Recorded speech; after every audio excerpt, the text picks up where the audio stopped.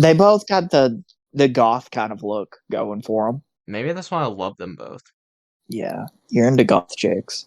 I am, and I can't help it. I'm gonna count down, and I want you to name the hottest goth chick you've ever seen in your entire life. 3, 2, 1, go. Well, I mean, the first one If that you comes to were mind thinking, isn't even if a you were real thinking of person. the bad guy from Kim Possible, Yeah, Shigo. That's exactly who I was thinking of. yep, okay. I knew exactly where your mind was going. That's awesome. Flagpole. What did you say? Flagpole. Take your stinking paw off me, you damn 38! No! You're a wizard, Harry. In spite of everything you've done for them, eventually they will hate you. And I care! What is the deal? Well, do me a favor, Captain. Go fuck yourself. Language. Why so serious? What's your favorite scary movie? Vengeance. Avengers! Assemble. Welcome back to That's So Random, the most random podcast on the internet. I'm Braden, and with me, as per usual, it's Andrew. Beetlejuice. Beetlejuice. Don't say it again. Actually, there isn't a third one because, well, I mean, I don't need to because we're talking about Beetlejuice Beetlejuice instead. Oh, no, I said it 3 times. Instead of 4 times. Oh, no. Wait, if you say it, does if that you say say this? it 4 times consecutively, does the fourth one count as one of the counts to send him back? Beetlejuice. We're talking I about think that. so. Send him back. Okay, there we go. He's gone. Good on us. Yeah, we did it. Yeah, we're what, an hour removed from seeing it, Yeah, literally. Like, and walked out the theater. Yeah, this a little is, over an hour ago. yeah, and that's probably the worst movie we've seen in 2024, right? Lies and deception. Oh, I mean, it's probably one of the best sequels that has been made. Yes, it was awesome. Yeah, it did everything I think a sequel should do perfectly. You know, it explored on the everything that was talked about like in the first movie. It expanded on some things. It wasn't just a rehash of the first movie. You know how a lot of sequels do that? It's basically the first movie just with different characters again. Yeah. No, this was definitely like Jurassic an World. expansion of the universe of the Beetlejuice world. I loved it. It added some new characters. Jenny Ortega's Astrid was I feel like a very great addition to everything. We I got some agree. returning characters. Obviously, Michael Keaton as the big man. You know, we can't say his name. Winona Yeah, Ryder's don't back say the B word. as Lydia Dietz, and we got what's her mom's name? Delia. I can't ever say her name right. Delia? Delia. Yeah, Delia's Delia back. Dietz, Catherine O'Hara. Delia Dietz. Yep. What else is she in? That Home was Alone. bothering me. She's the mom from Home Alone. There you. Thank you. Fuck, I knew I'd seen her in something, but I could not remember what. Yeah, she left Yeah, Kevin okay. twice. Yeah, she left Kevin twice. You know what? I bet she left him one time and then went and remarried. Yeah, she was married to the dad in Home Alone, and she was also married to Principal Rooney in Beetlejuice. Yeah, exactly. But anyways, you got a review of this movie, a non-spoiler type of review for everybody? Yeah, I agree with what you said pretty much. It's pretty much as good of a sequel as you could have gotten from this, I think. Uh, I don't know if it's my Burton bias speaking, but like I think it's one of his best. I don't know if that's recency bias as well. I think it's one of Burton's best. I think it's probably one of the better sequels ever made, especially like a 30, 40-year later sequel. It expanded on the Those are world really well. normally hit and miss. Yeah. Yeah. The cast was awesome. There's not a lot I can say about the movie itself without like spoiling it. I think anyone that liked the first one should like this one though, and I think I like it more just because it explores more and it feels more eventful. It also feels more emotion heavy to me. I feel like there's like a lot more personal stuff happening in this movie than was happening in the first one. I agree. I agree a lot. So to speak on that a little bit without spoiling anything, you get a lot of good. I feel like good chemistry between Winona Ryder and Jenny Ortega. Like, Jenna Ortega, I don't know yeah, their why. relationship was really good. I think it was fleshed out really well. Yeah, and I don't know why, but it feels so believable that Winona Ryder would be her mom. Yes. No, they It, felt like an actual they mom and don't. daughter. Yeah, and it's not. It's one of them things where it's like, you know how sometimes they have a father and a son, or a mother and a son, or they have a parent and a child, and it's like, okay, they look alike, kind of. That's how Jenny Ortega and Winona Ryder look nothing alike, in my opinion. And like not even close. And Are you calling her but Jenny? am I saying Jenny? I meant to say Jenna. I don't know if I'm just hearing Jenny or I'm not. probably no, I'm probably saying Jenny because I was watching this video about Forrest Gump today, but that's Oh, totally besides the point. Oh, no. I was watching. Have you ever seen Superstore before? no, I've not. I don't It's even one know of what that those is. kind of meh. It's one of them like Office, Parks and Rec type shows, and it's Oh, kind of okay. like meh in my opinion.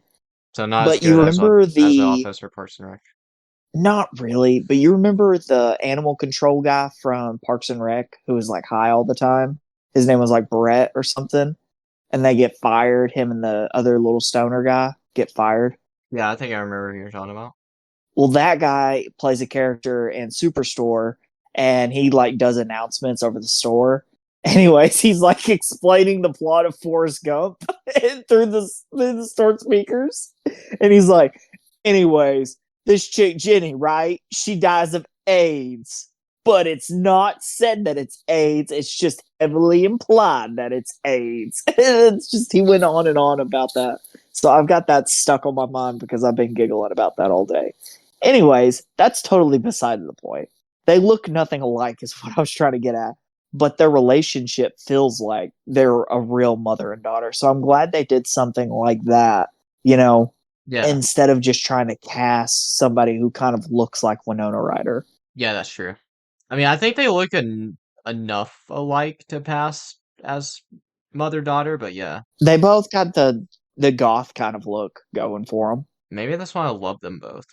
Yeah, you're into goth chicks. I am, and I can't help it. I'm gonna count down, and I want you to name the hottest goth chick you've ever seen in your entire life. 3, 2, 1, go. Well, I mean, the first one If that you comes to were mind thinking, isn't even if a you were real thinking of person. the bad guy from Kim Possible, Yeah, Shigo. That's exactly who I was thinking of. yep, okay, I knew exactly where your mind was going. That's awesome. Anyways, Well, the first one I think of is an animated character. That's a little embarrassing, but it's the truth. yeah, so like I don't really have any bias towards Tim Burton. I think I I definitely enjoy do. Tim Burton movies, but for the most part, I'm not like a super fan of Tim Burton. Um, I I'm mean, this is probably the one of the most first Tim guilty Burton parties. movie I've loved, like actually loved since probably Sweeney Todd, and that was 2007, so almost 20 years. So I It's feel like I'm true. not I am completely biased, but I mean the cast also helps. well. I love all those people. If if you told somebody, or if you were talking to somebody and they were talking about going to Tim Burton's catalog, you would probably encourage them to do it, would you not? Yes, especially his early stuff. Like even the bad stuff though, you'd be like, oh, it's at least kind of worth watching, Yeah, most of it. right? Yeah. Whereas I would just be like, watch like this, and this, you'll be all right. You kind of get the gist of it all. Watch Beetlejuice and the Uh, Batman movies, and you'll understand Tim Burton. Edward Scissorhands. yeah. Ooh, yeah, Edward Scissorhands too. Then watch Pirates of the Caribbean. Just because Johnny That has Depp. nothing to do with Tim Burton.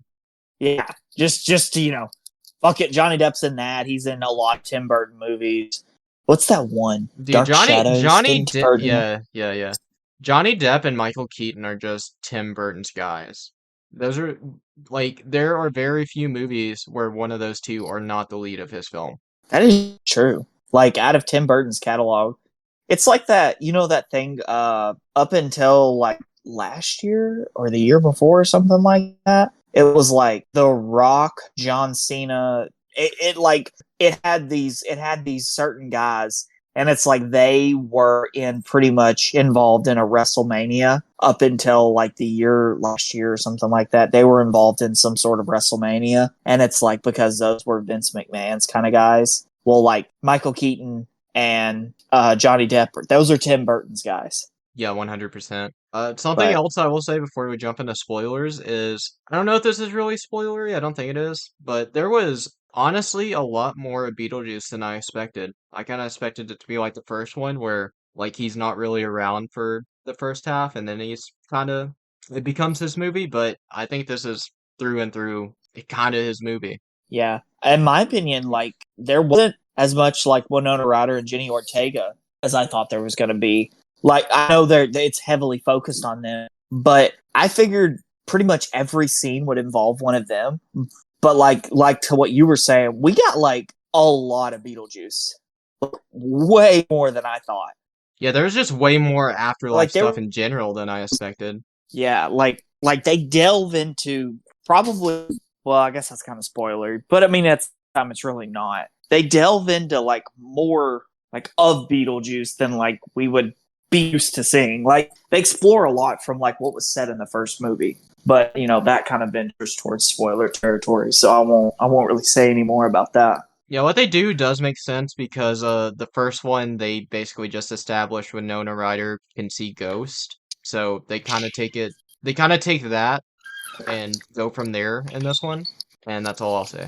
The only thing that I didn't really like was they kind of moved away from in the book, in the recently deceased book. It said, and we talked about this, and you explained it to me like that it's not that much of an issue, and I might just be nitpicking here, but in the recently deceased book, it's like, yeah, the living normally don't see the dead because they're not used to seeing the strange and what was it, abnormal and strange or something like that. Strange and unusual. And strange and unusual, and Winona Ryder's character was just strange and unusual. That's why she could see it. Meanwhile, like Jenna Ortega's character, or Astrid, she's fairly normal, right? She's not really like her mom. Yeah, but that's kind of. Yeah, she's more normal than I mean, Lydia if you is. look at, you remember how we get introduced to Lydia? The movers carry her in on a couch. She's wearing like a veil, like something you would see somebody wear to a funeral, and she's taking pictures. Yeah. Like that's how we get introduced to Lydia.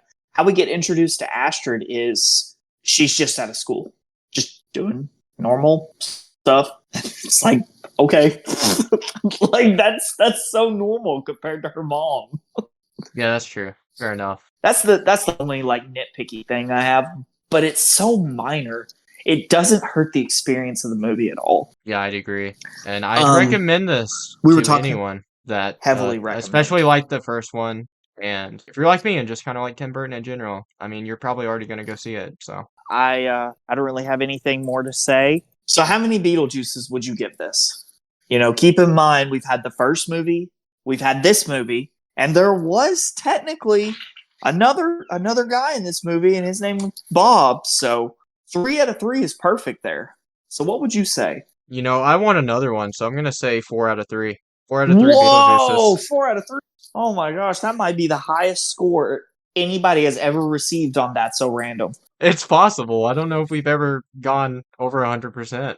But here we are. Yeah, there's probably multiple times where I've given obscene scores to bad movies, but we just better be lucky we haven't done a movie that Tim Burton missed out on, and that's Batman and Robin, because that movie, that would be a perfect 75 billion out of 75 billion. Actually, it'd be 75 billion out of 5, but 4 out of 3. You know what? I'll join in right there with you. 4 out of 3 for me as well. Perfect sequel for a movie that hadn't had a sequel in 30 some odd years. I feel like there was some direct to DVD sequel somewhere. I don't know why, but I feel like that was a thing. Because I feel like all these older like 80s movies had these direct to DVD sequels, but they didn't have the original cast or anything. Yeah, because that was the thing, like, did you know there was like a Pocahontas 2? Yeah, I feel like that was the thing with animated stuff. I don't know about the live action like stuff. I don't know. I feel like there has to be like some other Because I know there's a Beetlejuice lot of movie like out there. Disney. I know there's a lot of Disney direct to Well, video it's like sequels. the more movies I've been watching here recently, and I'll look them up, and I'll read on the wiki, I'll read some behind the scenes stuff about them, and then I see like these direct to video like DVD sequels that are like by the same studio. They don't have any of the licensing, but they just take the name and then the kind of the likenesses of the characters, and then they just make these awful, atrocious movies. Like something that me, you, and a refrigerator could probably do better than what they did with some of these like direct to DVD movies. They're bad. Yeah, that's saying That's what something. we should try to do. We should try to find some. But Find anyways, a perfect sequel. Take the family out this weekend. If you don't have a family, take yourself because you're lonely and go watch Beetlejuice Beetlejuice. Yes, couldn't recommend. Have any enough. objections to that? I do not. Yes. Willem Dafoe was also great in it. We didn't really mention him too much, but I mean, it's Willem Dafoe. He's great in everything. I didn't want to say anything because I have a few things I'd like to say about Willem Dafoe in it, but it's kind of spoilery. I feel like what you're gonna say, we'll get into it. Yeah. So this is your final warning. We're gonna talk spoilers. Get ready. Man, I can't believe that they kill Winona Ryder in this movie. It's crazy how they kill her and Jenna Ortega. They just blow them up. Yeah, and that's not even the end of the Gotcha. movie. You're still here. Yeah, you're still here. Get out of here. The spoilers. Okay, now into real spoilers. My problem with Willem Dafoe. I feel like this is gonna He's be a about cop his. that- This is gonna be about his character and not his performance, right? Oh yeah. No, Yeah, okay. Willem Dafoe was perfect. He played his role perfect. It's just how he's written or wrote was kind of weird. So he's an actor Yes. who died because he did his own stunts and he blew up with a grenade, right? Yes. Which I hilarious. didn't way know it to was die. a live grenade. Honestly, yeah. Who would have thought it was a live grenade? And he's just a cop in the like afterlife who has this like secretary who keeps reminding him that he's an actor, not a cop. So it's like, what is he even doing in the afterlife? Like, do they have a police force or did he just create one? Like, what is going on there? Also, I kind of it feel would've like kinda been part of cool the if he was- part of the point of that was probably when that grenade went off. You can see like into his skull and you can see his brain. He probably has major brain damage Yeah. from that. Well, probably. But it's just like it. I don't know. It kind of felt pointless. I mean, do you see where I'm coming from? Kind of. It's not like it was bad, but it was like it felt like it was pointless. We could have spent more time with I feel Beetlejuice's kind of- bride and stuff like that. yes. or I ex-wife. was gonna say I feel like the purpose of his character was probably more so to set up the whole bride plot line because we see her escape obviously and put herself back together, but he's the one that informs Beetlejuice that she's coming for him. So that's what kind of sets off the whole movie.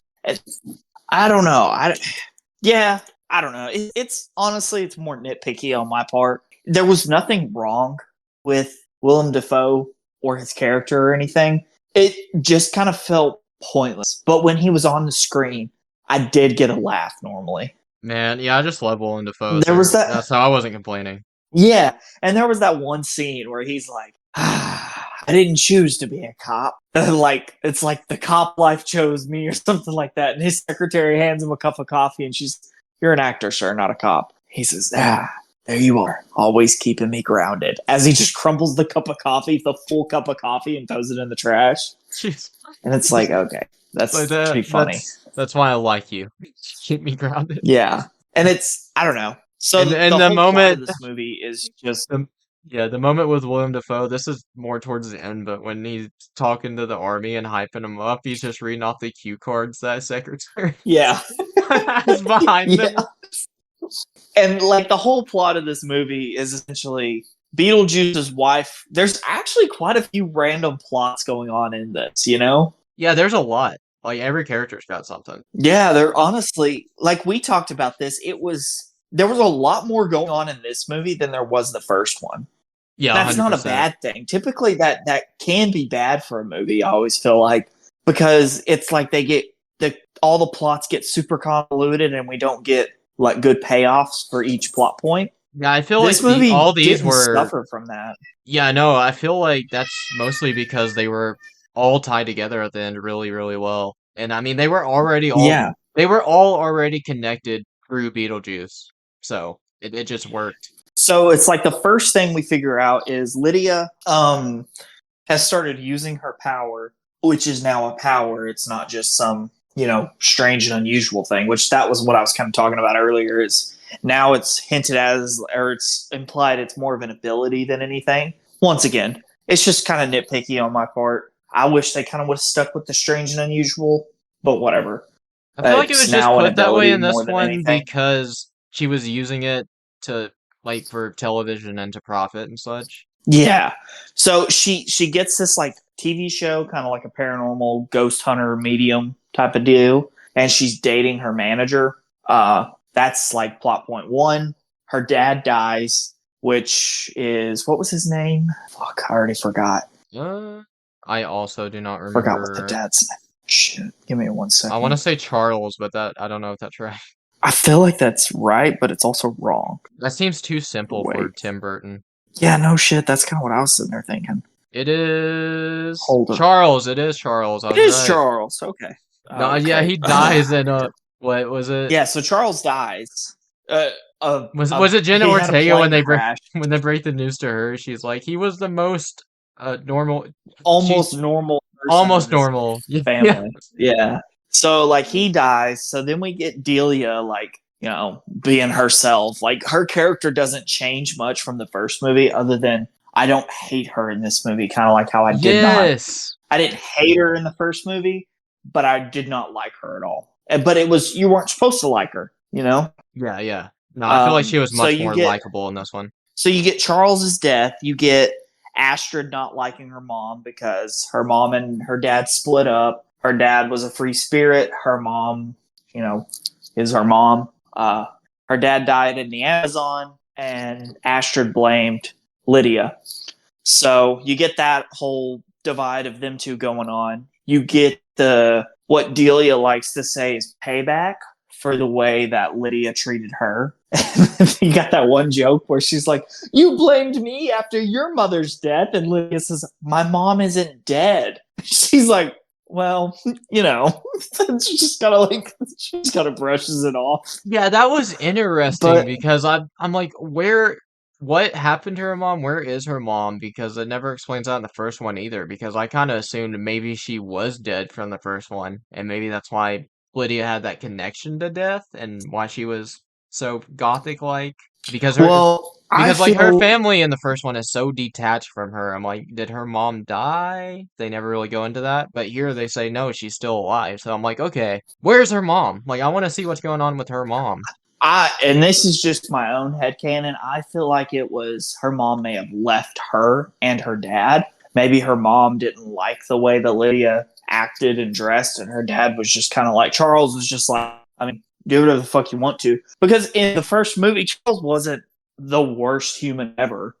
Like, he wasn't that likable, but also he really wasn't that bad. I mean, he was compared to Delia. Aside from Lydia, he was the most likable part of the family and everyone they had there. Yeah. But like, so you get all the mother-daughter relationship stuff that kind of grows through the movie. And you get another subplot of Astrid falling in love or end up liking this boy who, come to find out, he's a ghost. He killed his family and fell out of a tree and died. And he tries to get Astrid to sign her soul to him, and they switch places. She goes to the afterlife. He goes to back to living. I don't know about you, but I think we talked about this. It was kind of fairly obvious, at least to us, that he was a ghost. I mean, yeah, he had the book for the recently deceased, so yeah, and like all his albums were like from the 90s and stuff like that. So it's like, yeah, okay. Yeah. And also, he said his dad had an accident at the paper mill. And I was like, oh, so his dad died at the paper mill. No, it just turns out he just killed his dad, but whatever. Yeah, he killed his parents. But I kind of was thinking, Yeah, I was thinking maybe his dad died and that caused his mom to like kill herself, and then, he fell out of a tree and killed himself. Something, whatever happened. Yeah, that was the only true But part, then, that he fell out of a tree and died. yeah. But then the main plot is Beetlejuice is trying to get back with Lydia, and get back to the living, and his ex-wife is back. The woman whose finger he pulled out in the first movie, which I leaned over to you and I was like, "Oh my god, she's missing her ring finger." That was the finger that he pulled the ring off of in the first movie and said, "I swear doll, she meant nothing to me," and put the ring on Lydia's finger. And then her fucking finger comes out of nowhere, and I'm like, "What the fuck? God damn it!" But we get some Beetlejuice backstory. They expand on him talking about how he was, survived the Black Plague. He was a grave robber, and how him and his ex-wife met. Yeah, I like that they Turns brought out the she Black was, Plague thing back, because that was like a brief line in the first one. He said, "I lived through the Black Plague," when he was talking to Adam and Barbara. yeah. A lot of good callbacks. We didn't get to see him attend Juilliard. So sad. We didn't get to see him watch. We don't know how many more times he's seen The Exorcist. Sucks also. But I don't know. It doesn't seem like he's been watching TV down there. He's always reading the paper. he is always reading the paper. But yeah, so his ex-wife comes back. We figure out how she dies. He chopped her up, killed her ass. We figured out how after he she also died. poisoned him. Yeah, well, he got the better half, I would say. He chopped her ass up, and Oh, the better she's half. known as I a see what you soul did there. sucker. Yeah. Well, that scene was she's just so Tim Burton. Like you see that scene even out of context, you know that's Tim Burton. Yeah, it was. There's a lot of hints of Tim Burton in this movie. It's almost like Tim Kinda Burton made crazy. this movie. No, Tim Burton doesn't do sequels, didn't you know? What about Batman Returns? He only That does sequels actually- with Michael Keaton, and always puts Danny DeVito in it. That's fucking hilarious how that is the pattern so far. What's next? Oh, wait, Michael Keaton was in Dumbo, wasn't he? Yeah, and Danny DeVito was as well. Was he really? I forgot Danny DeVito was in it. Oh, man. Danny DeVito. Yeah, Danny DeVito's like his third guy. Yeah. Yeah. That's awesome. I mean, Tim You Burton's know- one you of those know- directors that loves reusing actors and actresses, which I completely understand. It's probably a lot easier to shoot that way. You're already accustomed to the way they work, the way they think.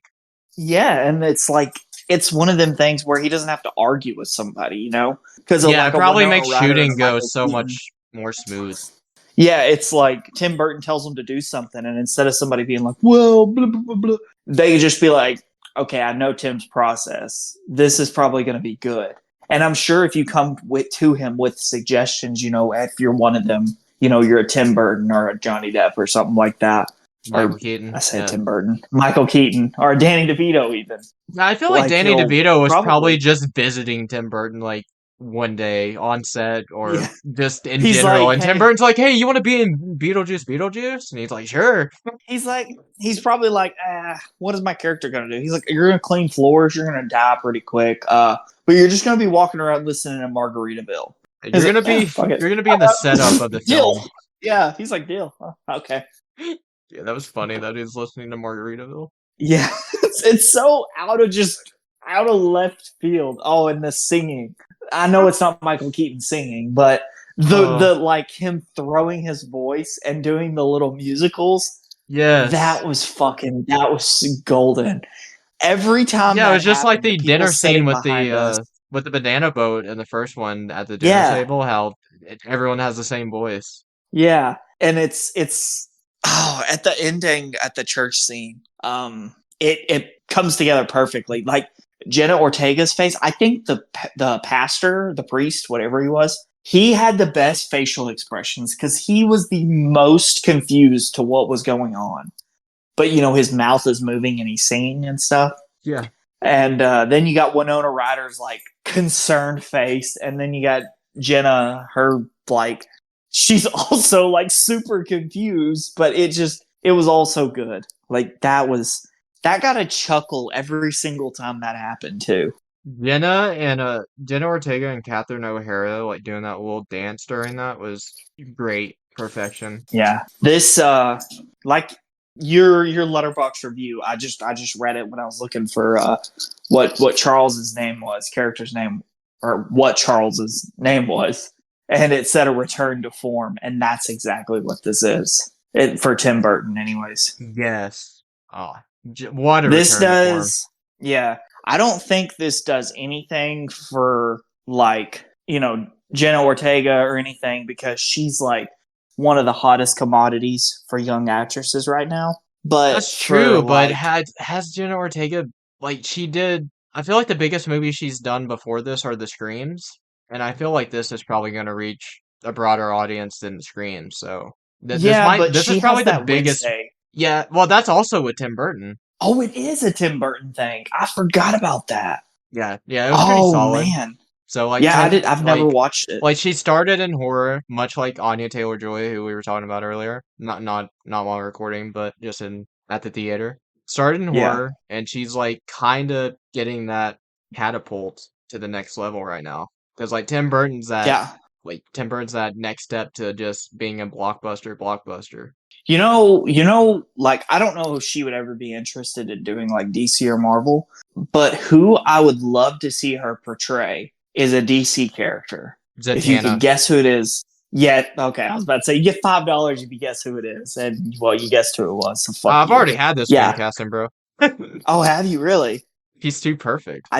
No, she is perfect. And, like, I feel like it's one of them things that, so it's Zatara is her dad, right? Yes. And was it just in Young Justice that he portrayed Dr. Fate, or is that like a common thing that he does? He ends up taking the mantle of Dr. Fate. I am not I think that might have been sure just about that. I know there have been multiple people to take like the mantle of Dr. Fate because it's just the spirit Naboo, but it's just the spirit. Regardless of any of that, if it went on and she like was good as Zatara or something like that, it would be kind of cool to see her like become Dr. Fate, maybe in an Elseworld story or just the mainline series Dr. Fate. Like, I don't have an issue with that because you can only go so far with Zatara, I feel like, but like her as Zatara, and man, who would be a good, I already forgot his name. Justice League Dark. No. Justice League Dark. What's his? Yeah, who would be a good John Constantine? Bro, I'd be fine with bringing Matt Ryan into the movies because he literally looks like Constantine, and he's great in like everything he's been in, the shows and animated stuff he's done. I don't know. I feel like he may want to come out of retirement and play in the NFL again. Dude, every Matt Ryan is like you look up Matt Ryan, and yeah, the NFL one is the first one that comes up, but there's also like a soccer player named Matt Ryan, then there's the actor. Think there's probably a basketball player. I'm like, how common of a name is this? Apparently pretty common. Yeah. But no, all jokes aside, like, I feel like a Justice League Dark type of movie with Zatanna, John Constantine, maybe a Zatara, and what's that? Deadman? Yeah, Deadman. The ghost guy. He like can possess people. Okay. That one's news. Pretty sure he died maybe? as a daredevil. I think that's how he died. He was a daredevil and like stunt work, and he died that way. Who's the guy with the fish ears, the fish face looking thing? That was in Justice League Dark. Yeah, he's like a demon. Oh, Etrigan? Yeah, Etrigan needs to be there. And Etrigan. Yeah. I feel like that would be like a good movie. So if the Swamp Thing movie still happens, I feel like that would be like the perfect thing to kind of set up a Justice League Dark because like I feel like you, especially since this is already an established DC universe, I feel like you can throw Constantine in a Swamp Thing movie for a scene, no problem. Yeah, I don't know. All I know is I'd love to see the Constantine Zatanna relationship too in live action because that was one of my favorite parts about the DC animated movies. Yeah, but yeah, you've seen the animated movie Justice League Dark, right? That's no, I've seen all. Yeah, Deadman's in that. Yeah, I've seen. Is he really? I forgot about him. Yeah, he's like freaking out when he meets Batman. Oh man, I'm gonna have to revisit that because I forgot about that. He's also in Justice League Unlimited, and he possesses Batman and shoots what did they call him? Devil Ray or whatever. He's basically supposed to be Black Manta, but I guess the Aquaman show, like the pilot they had for that was going on around the same time, so they didn't actually have the rights to Black Manta. Oh, that bad Aquaman pilot that came out of Smallville. Yeah. Holy shit! That one. Beetlejuice is attacking me. Yeah, back to that. Yeah. But no, this movie, Like, there's really not a lot of spoilers. I guess kind of just the whole plot. Like, once you kind of figure out the plot, then it's kind of spoilery. But other than that, there's not a lot more you could say, in my opinion. Like, there's all them plot points, all the different little stories that, like we talked about, they all come together and, Yeah, I a love neatly wrapped bow at the. I feel like some people may think it's kind of forced and it's just to give Jenna Ortega more to do, but I actually really like the plot line with her and the ghost kid. Like her agreeing to swap lives with him, basically. Like she's gonna go join the afterlife and he's gonna get to come back. Her not knowing So what she's doing. But I like my argument, the whole afterlife scene with that, like how Beetlejuice is helping Lydia get her back. yeah, that's my argument to that. People can say that's forced all they want to, but how else are you going to get Beetlejuice back? Yeah, exactly. Like there's no one else to turn There's to when it comes to like I got to get into the afterlife and you're a human so you can't just draw a door. That's a ghost thing. Yeah. So it's like that's the only way you're going to get Beetlejuice involved in the movie. Like involved more than he is. Like the only other way would be you get the scumbag manager. And I mean that's the only way you get the family moment too with Jenna. Yeah, there's no with, other way to yeah, repair that relationship between mother and daughter. yeah, other she than the saves father. her. Yeah, the father has to outright say, You hey, need each other. you need each other. Don't let me be the reason you two, drift apart. You have to have him say that. Yeah, and then also just Um, Jenna being able to see the ghost, like I keep calling her Jenna, but Astrid being able to see the ghost makes her realize that Lydia was telling the truth her entire life. So like she has a yeah, ton of and that guilt kind of for helps as well. yeah.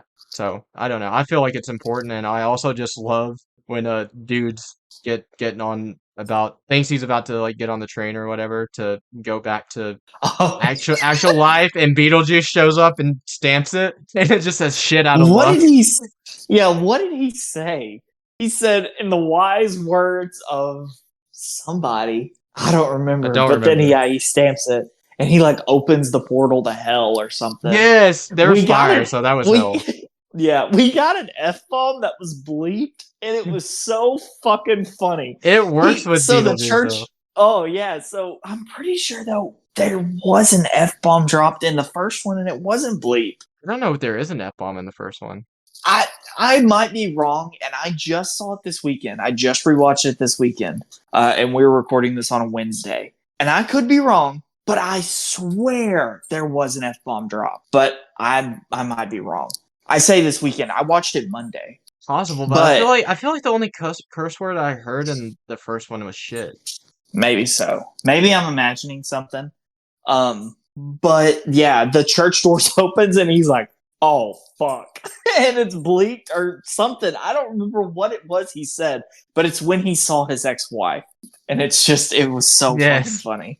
And it's like that kind of, not to get off topic again, but that's what I do best is derail this whole conversation. Like if they were to make like a Deadpool like Spider-Man team up, that's how you do it. He doesn't have to rely on shits, fucks, and comes and all kinds of shit like that to be funny. Like I'm sure Ryan Reynolds could be clever enough to make sexual innuendos and stuff like that in a PG-13 movie or PG movie.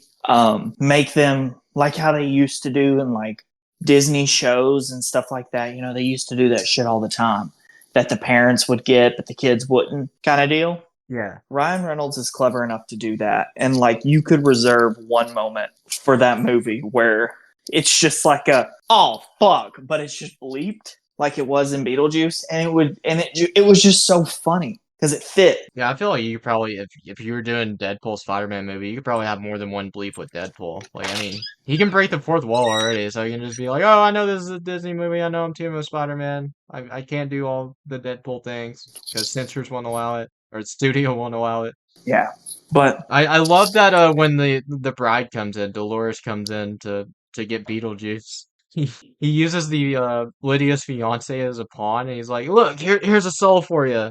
And yeah, he has the I Love Dolores shirt.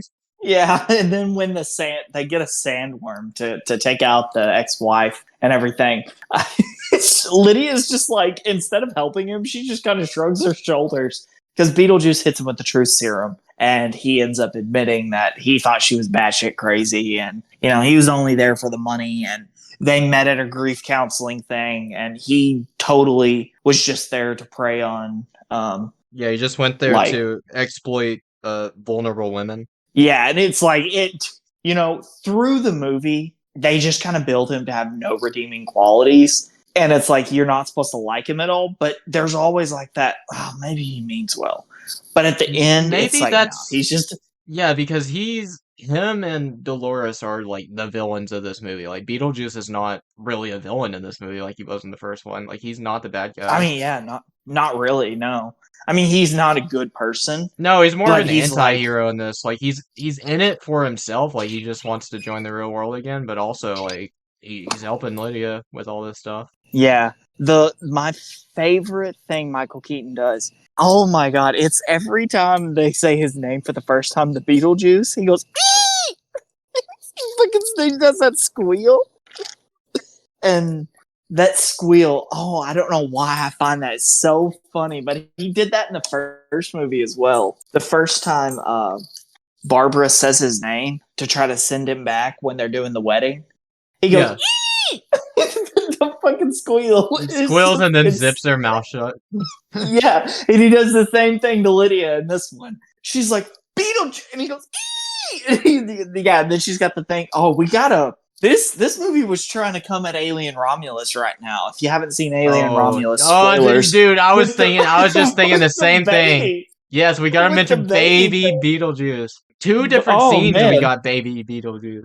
Yeah, it was. Yeah, the therapist office, the office scene. I don't really know if I guess he was like acting as a counselor. He was supposed to be their marriage counselor. Yeah, because they were just talking about the marriage counselor when he said, "Yeah, first off, that dude is such a douchebag. Our manager is such a douchebag. He's like, yeah, you got some unresolved issues, and I'm doing this for you. Beetlejuice, Beetlejuice, Beetlejuice." And they get teleported, and she's like, "What the fuck?" She's like, just baffled that this man... She just told this man that this guy tormented me for years, and he's just like, "Nah, you're crazy. Beetlejuice, Beetlejuice, Beetlejuice." It's like, you're such a fucking lunatic, bro. Yeah, I forgot what Beetlejuice said before, like, he made Lydia pregnant and his kid came out. Little Beetlejuice came out. He said something about, like, kids inside of you. He said... Embrace the kid inside of you? He said kids or something like that. Embrace it or something. And he's like, and that's mine right there. Something of the sort. It was funny. I want to say he said embrace the kid inside of yourself or something like that. And that's mine right there. Yeah. And they gave a warning that said this movie may disturb you or something before the movie played. Yeah. I don't know if I'm just desensitized or the Alien Romulus kind of seeing that, but like... I feel like that was probably meant for more the younger audience, because this is a family movie, unlike Romulus, which was just a straight up horror. That's fair. Yeah, but like none of that like even got close to, in my opinion, oh yeah, this one was PG-13. Yeah. But none of that even got close to like grossing me out in any way, shape, or form. But me either. I mean, I feel like, it's a Tim Burton movie, so I mean, you should probably expect things like that, because Tim Burton always has like weird and not always gross stuff, but I mean, he's always got some weird stuff going on in his movies. Yeah, but it was nonetheless, it was like, I don't know, it was a perfect sequel. Like, there's nothing more. The best review I feel like you can give a movie is, I can't really talk about, just go see it. And it's kind of like the same thing with Alien Romulus, in my opinion. Like, it's a movie that has added to a franchise that didn't necessarily need to be added to. I know there was a lot of people who didn't like Prometheus or Alien Covenant or anything, but it's one of them things there. It's like the original still exists. So you don't have to like Prometheus. You don't have to like Covenant. The original movies still exist. But Romulus added just so much to the lore of the universe and was just a good movie. Whereas Beetlejuice still exists. It's a great movie. And this movie just adds to it. Yeah, it's And like this I this feel like movie just that's straight up doesn't exist without the first one. yeah. And it's like it builds, which I feel like is what a good sequel should do. Like in the first movie, you can clearly tell Tim Burton had no thought of making a sequel, No. seeing how this came 30 years after the fact, and he doesn't do sequels really. Yeah, and I Um, think you can. I think both the sequels he has done are great. So I think you can tell when he does do a sequel, it's something he cares about. He has an idea for it, and he knows what direction he wants to go with the film. yeah. And see, that's what in like the MCU and other universes, that's where they fail. They make an entire movie with the thought of having a sequel, and that you just can't do that. It does not work. Yes. And I feel like a lot of these like later sequels too, like these, 20, 30, 40 year later sequels, a lot of them are kind of just cash grabs and they're trying to bank on They're nostalgia. just using This the isn't yeah, that. they're using the name. Like I don't like shitting on Jurassic World, but it's by no means a great movie. It's okay No. at best. Yeah, I agree. I thought Bryce Dallas Howard was fine in it. I thought Chris Pratt was good in it. Whatever. But it's clearly a cash grab from the first Jurassic Park. There isn't Yeah, a all the movie Jurassic that World came movies are. after. Yeah. And they get worse as it goes on. I'll say that the last one, Dominion, was probably better than Fallen Kingdom. I'd agree with that. If you want to, I like if you want to aspects hear, of Fallen Kingdom, but that movie as a whole, no, I don't like it at all. yeah, it's not the best. We did a whole episode on Jurassic Park where I just talked about them in episode 2. But like, yeah, it's clearly Jurassic World came out in 2015. Jurassic Park came out in 1993. The last good sequel to Jurassic Park was The Lost World, and Yes. that's it. All the other ones are meh at best. But this one, if they would have like got somebody that I don't know, what if they got Steven Spielberg to come back, for a Jurassic Park? I mean, Spielberg's one of those directors that isn't going to do a movie just to do a movie too. I know, but it's like that could have been something he could have revisited, Yeah, I mean, if All that's these something he directors wanted are to coming do, back. I'm sure it would be better than all the Jurassic World movies. It would at least Yeah. add more and not just be a rehash of what Jurassic Park was and not be nearly as Wait a good. second. Didn't Spielberg do Jaws 2? I don't think he did Jaws 2. He did Jurassic Park Did 2, he not didn't do he? Jaws? I think he did do The Lost World, I don't think he and did it was Jaws 2. just because. Oh, okay. He might not have, but I don't know. I feel like I want to see more of these. These like 30-year plus sequels, but make them make sense and make them good. Basically, make this movie. Beetlejuice could not exist without the first one, but I feel like if you were to watch Beetlejuice, you might be slightly confused, but enough is explained in it that you could probably pick up on what was going down for the most part. Yeah, I think so. So, I don't know. There's a lot of movies that I would hope that gets revisited like that, but will it? Probably not. And I even liked like Delia's little like side plot line. Like she probably had the smallest subplot of the movie, just with her, missing Charles, and she literally dies when visiting his grave from snake bites. I don't know what she was thinking there, but Yeah, she got scammed. Did you notice that weird thing that happened when they were looking at the snakes like in and the the audio cut out? Yeah, the audio cut out in the movie. I thought that might have been intentional, but I wasn't sure what purpose that served if it was. Yeah, I don't think it really was intentional. If it was, then that's my biggest complaint because I had You no think idea that's what the something fuck they they were would talking about. notice? Yeah, no shit. But Yeah, I'd agree. That's I probably mean, the biggest whatever. problem with the movie. Like that's it's a small problem, and you kind of pick it up in context clues. But no, Spielberg did not do Jaws 2, but he did do The Lost World. That's what I thought. He also did all 3 Indiana Jones movies. I forgot he did those. I forgot he did all 3. I've only seen Yeah, the I first one thought. though, so Oh, he did Kingdom of the Crystal Skull as well. So, yeah, that's kind of the. Hey, at least he's not James Cameron banking on that shitty Avatar universe that I don't understand why people like. I don't know how Avatar 2 made $2 billion. Can you name a good James Cameron movie? Terminator. Can you name a good James Cameron movie after the year 2000? I haven't seen the Avatars.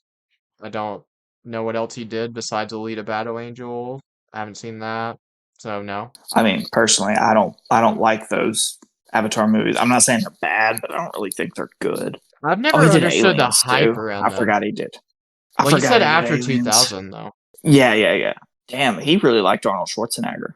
I mean, who wouldn't? Yeah, no Who shit. doesn't? He did Terminator 2, Arnold and he did True Schwarzenegger Lies. was the best Batman villain in any movie. Best portrayal of a Batman villain. Yeah, if I had to rank my top 5 Batman villain portrayals, I think I would put Arnold Schwarzenegger at 1, Uma Thurman at 2, Mark Hamill at 3, Heath Ledger at 4. What about Jeep Swanson as Bane in Batman and Robin? Oh, I forgot about that. Yeah, I forgot about him. There's just so many good villains in that movie that they just gloss over. Okay, so I'll put him at 3. Was Coolio Hamill a at villain in that 4. movie? You know what? Coolio is now a villain in that movie. Coolio is at 4, and the biggest villain of the movie, Robin. Robin. I can't believe we both said that. Holy shit! He shouldn't have. So argued with Donald that. is a little shit in that movie, dude. He is such He an is a asshole. little shit. Yeah. Oh, yeah. He's number 5. Those are honestly my top 5 Batman villains. It's a definitive list. If I had to put it in, a ranking like S tier to F tier, they would all be S tier. Everybody else would be below. I mean, Mr. Freeze is the real hero in Batman and Robin. He's just trying to save his life, man. Everybody, just freeze. I want to see Arnold Schwarzenegger's Mr. Freeze in the same movie as Beetlejuice. I feel like Michael Keaton's Beetlejuice and Arnold Schwarzenegger's Mr. Freeze would have so much chemistry. Oh, man. Dude, Arnold looks bad now. Like, not like bad. He just looks like an old man is all, But man. I recently rewatched, I guess it was recommended because Beetlejuice was coming out. But I recently rewatched the thing of, I think it was at the Oscars or Golden Globes or something, of Danny DeVito and Arnold Schwarzenegger giving their little speech, and they were talking about the Batman movies, and he was like, yeah, Danny DeVito was like, yeah, how did Batman take you out? What did Mr. Freeze say? Or what did Arnold Schwarzenegger say? He might have said with heat or something silly like that. And then Danny DeVito is just like casually like, yeah, he pushed me out a window. And he's right over there, and they point to Michael Keaton. Yeah, and isn't he mean mugging him the whole time? Yes, he's just giving him the bat glare. Oh man, Keaton is great. Oh, he's so funny. I love him, man. Oh man, I hope to see Keaton in like some more. Obviously Keaton can do what he wants. I want to see him. You told me he started as a comedic actor, which I didn't know. So I'm gonna have to go back and look at some of Keaton's older works. Then yeah, I'm pretty sure most of his work before Batman is comedic stuff. Because even Beetlejuice is comedic. Oh yeah, and I love Beetlejuice. Like that is so funny. And I read this, and this can be fact checked. I said fact checked. I saw something that there wasn't really much of a script for Keaton's Beetlejuice. Most of his lines were just improvised because Tim Burton liked him so much. And if he started as a comedic actor, that does make sense, And I don't know what exactly lines were improvised. If that's true, I saw it from what I thought was a reputable source. It was some guy's mom's aunt's cousin's brother posted it in a Facebook comment. So pretty sure it's very accurate information there. Where else are you going to get the most accurate information other than your mom's friends, Facebook's friends, brothers, cousins, uncle?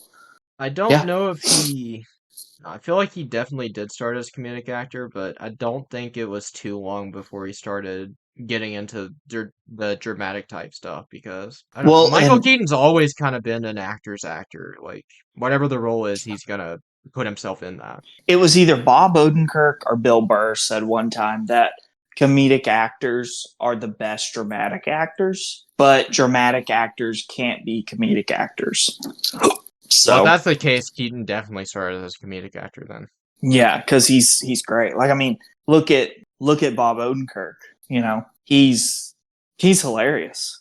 Like, in everything that he's in, he's funny. But if you look at the serious scenes in like Better Call Saul and stuff like that, and in Breaking Bad, it works. So Yeah, 100%. I don't know. Yeah, and I feel like Bill Burr and Bob Odenkirk would be It was one of them who said that, and they may have both have said it at different times, or maybe it was Bill Burr who said it and used Bob Odenkirk as an example. But That sounds like something that probably happened. yeah. But anyways, I don't have much more to say about Beetlejuice other than go see it. Go check it out. It's go see it. highly It's anticipated awesome. by me. Yeah. You're probably going to go see it again soon. Probably. Within the next 2 to 3 have months. Yeah. So, Yeah, if I don't see it, I hope I can see it in theaters because it was great. yeah. I guess what's upcoming? Upcoming, we will be talking about, well, we're planning on talking about the Transformers the movie, original from 1986, and the Batman More than before, meets the eye. yes, before the new Transformers movie this month, Transformers 1, and the Penguin also comes out. I think they come out like the same week, maybe the same day, because I think the Penguin is the premiere day for Transformers 1 is going to be the 19th, and I think that's when the Penguin premiere comes out too. So that's the plan. Well, I'm looking forward to Transformers 1984. Was it 86? 86? There we go. I've Looking never seen forward it, to it. so me too. Have you ever seen G1 Transformers No, at all? Oh, okay. Well, you're in for a treat. I haven't seen Okay. anything Transformers aside from Bumblebee and Rise of the Beast. That's the only Transformers media I've consumed. Well, I have high hopes for Transformers 1. Saw a trailer today. Looks pretty good. I'm looking forward to Transformers 86. Looking forward to rewatching The Batman and having some hot takes about how Robert Pattinson, isn't that what he's referred to as? Battinson? He's the, I'm going to say he's the best Batman that's ever existed. Wow. Yep. You're gonna say that on a Beetlejuice episode with the real best Batman that's ever, well, other than Kevin Conroy, in live action, the best Batman that's ever existed, Michael Keaton. Kevin Conroy did portray Batman in live action. I mean, he didn't have the cowl though, so did he really? So you're saying Hugh Jackman's Wolverine would have never been Wolverine without Deadpool and Wolverine because he never wore the cowl. That's different. Wolverine actually goes into battle without his cowl in a lot of instances. Batman doesn't do that. Batman, I've seen him tie a bandana across his face before. Before he was actually Batman. Yeah, before he was actually the thing he got his name from. He's just some guy. She's like, who the fuck is this guy? Why are you beating the shit out of everybody? I'm gonna go fight crime. And then a bat flies into his window. He's like, I'm gonna be Batman. No, you know how he actually got the name Batman, right? So he was driving down the road getting ready to fight crime, and a bat flew through his window, and he jumped out of his car, and this guy went to carjacking, and he's like, holy shit, dude, you got a bat in here. And he's like, yeah, because I'm the Batman. And he beat the shit out of the guy. And then in his mind the whole time, he's just thinking, man, that would have been embarrassing otherwise. But luckily I'm smart and I'm quick on my feet and quick-witted. So that's actually canonically how he got the name Batman. Oh, I never knew. Learn something new every day. Yeah. It's Detective Comics 7521. That's where he got the name. Yeah, because they're I don't even think they're there. Was it Detective Comics 1000 like just a few years ago? Yeah, it doesn't matter. It's pointless. I don't even know how often they even do like actual Detective Comics anymore. I don't fucking know either. Anyway, yeah, that's you. In the meantime, you can find this show on Spotify, Apple Podcast, on YouTube at The Red Arrow, wherever else you find your podcast. And if you're interested in NFL predictions and stuff, either tomorrow or Friday or something like that, we gave our Week 1 NFL predictions. If you're interested in that, yeah, these may end up going up the same day. Who knows? But the NFL thing will probably be up first because got to get that up before the Thursday game. Gotcha. Well, anyways, if you're interested in Transformers, come back next week when we're talking about Transformers 86. Yes, indeed. Bye!